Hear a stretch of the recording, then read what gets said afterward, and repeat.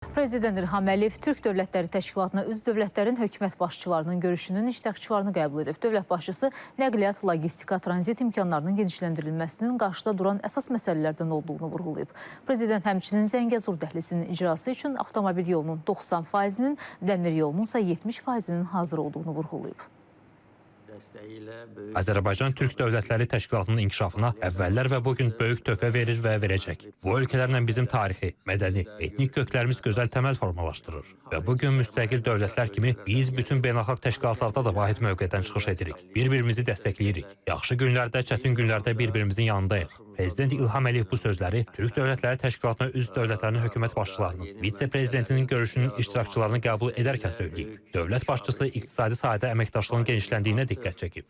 Biz təşkilata üzv ölkələrin iqtisadiyyatlarına 20 milyard dollardan çox sərmayə qoymuşuq. Düzdür, bunun əsas hissəsi Türkiyəyə qoyulan sərmayədir. Ancaq digər üzv ölkələrlə də qarşılıqlı sərmayə qoyuluşu prosesi gedir. Bizim Özbəkistanla, Qazaxıstanla, Qırğızstanla birgə investisiya fondları yaradılmışdır. Bu fondlar vasitəsilə artıq bir çox layihələr icra edilir, yaxud da ki, onların icrası üçün hazırlıq işləri aparılır. Xüsusi minnətdarlığı Qarabağın bərpasına qardaş ölkələrin dəstəyinə görə ifadə etmək istərdim.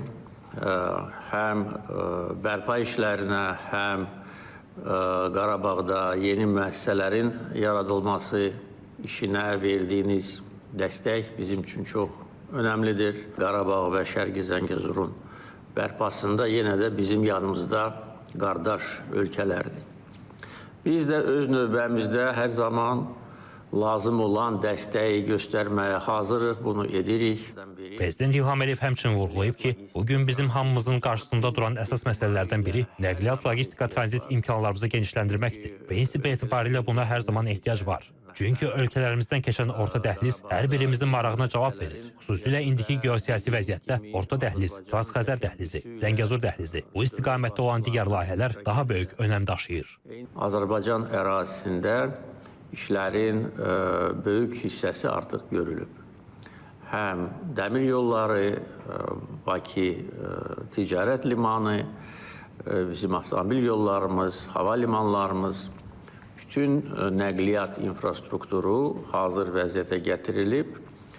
O ki, qaldı Zəngəzur dəhlizinin icrasına, orada avtomobil yolunun hardasa 90%-i hazırdır. Dəmir yolu da təxminən 70% və ümid edirəm ki, yaxın gələcəkdə tam bu layihə icra ediləcəkdir.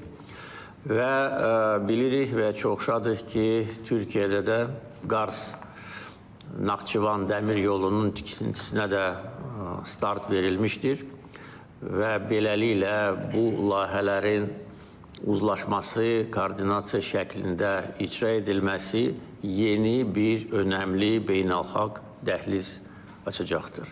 Bu orta dəhlizin bir qolu olacaq və bizim inşa etdiyimiz dəmir yol infrastrukturu birinci mərhələdə 15 milyon tona hesablanıb.